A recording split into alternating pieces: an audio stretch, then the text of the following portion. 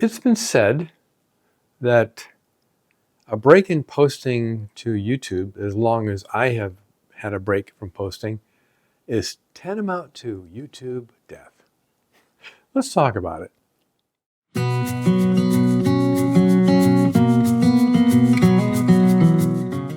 So a few things took me away from YouTube for a while.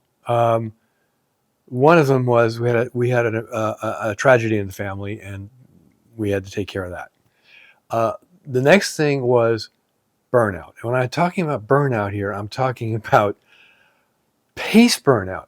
The pace of posting a video every single week got to be a bit intense. I just kind of run out of steam at some point. The second thing is artistic burnout. And when I say artistic burnout, I mean the ideas are not flowing like they used to. I'm getting better. Actually, I am better. So welcome back to the shop and the channel. And what we're going to do next. And what we're going to do next is update a tool. This is not a tool review. This is just, I've done very few tool reviews. YouTube, some YouTube woodworkers have become nothing but tool reviews. There's a video in the links in the description from Scott Walsh about things like that. So I want to update my CNC, and let's go into a little bit of detail of what it's at now and where I want it to be. Quick overview, maybe. It's a Jimitsu Prover 6050 Plus.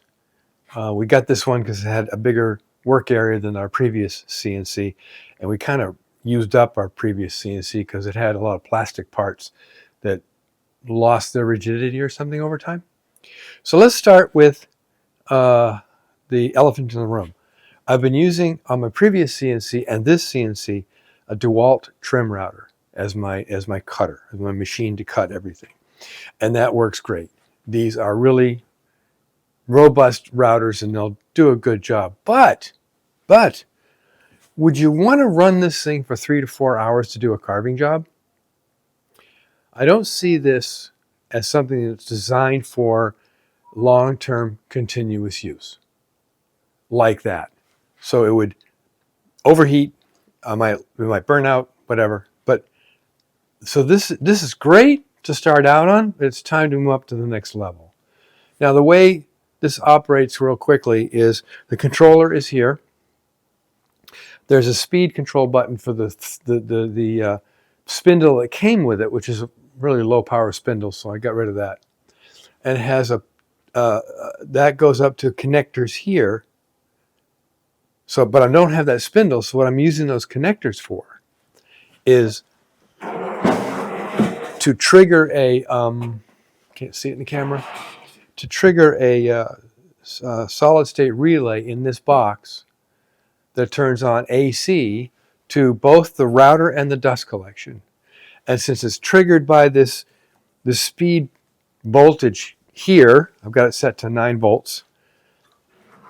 So whenever I hit start the job, that triggers and the router and the dust collection come on, and it goes over and does the cutting thing. So that's step one. I have purchased, I'll show you the gear in a minute. I've purchased a new spindle from the manufacturer, or from a seller manufacturer of this. It's a 1.5 kilowatt spindle. It's water cooled. They're quiet, and you can run it for 12 hours or 13 hours if you want, or more. It's water cooled. If you run it that long, you might wind up having you check the water temperature, but still, it does exactly what I want. Now it has a separate controller. Again, I'm going to go into detail in a minute. It has a separate controller, so I can't use the trigger volter to start it. But I can start it with its controller and then start the cutting job. In this case, it will turn on the dust collection and the water pump. So in that case, so what happens then is the water pump turns on when I start my job, but I can turn on the spindle first.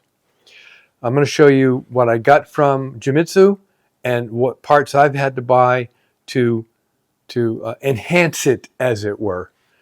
Also, this came with a T-Track spoil board system. You can see here there's T-Tracks, and there's two MDF between the T-Tracks. It's actually mounted in this aluminum piece right here, which is the T-Track. And the T-Track piece is about that wide. It makes it a T-Track here. And it's worked well so far, but I really need more tie down points or hold down points. So what I'm going to do is create a new spoil board with a hole every 2 inches this way and every 2 inches that way, where there'll be a threaded insert coming in from the bottom, and it's 1/4 so I can mount stuff just about anywhere. And also I'm going to have set up a grid. It'll cut a 2x2 grid through the entire thing, so I know that this particular workpiece is now correctly located for the cutter to get everything square and plumb and the way it's supposed to go. I also do that with regular physical measurements as well. That's essentially it for what I'm going to do with this. Now let's go into the tools the new parts I'm going to put on this and how they're going to work. By the way, this is going to be an overview video. The next video will have us doing all this work. So this is all the stuff I got from Jimitsu. This is the stuff I've had to buy, and I got one more thing coming that's not on the table saw right now. So this here is the actual spindle itself. 1.5 kilowatts, 10 amp, up to 24,000 RPM, 110 volt, water cooled, and the controller connects in here. It's very robust. Put this over in I had to buy stuff. It uses an ER11 collet. More on that in a moment. It came with the hardware and the different mounting plates for a variety of their systems, like the 4040 and the others. And it comes with the mounting ring as well. It came with a submersible 110 volt water pump, which like I said, we turned on automatically when I start the job. This sits down inside of a big orange bucket. You know where that came from. And pumps water through the system to the fittings. And this is the controller here. This does a lot more than I'm ever going to be using it for. All I really need is stop, start, and speed. The rest of the things don't apply for my particular installation. So that's all the stuff that came with the Jimitsu conversion kit. Over here, this came with a single 6mm R11 collet and nut. And I work in Imperial.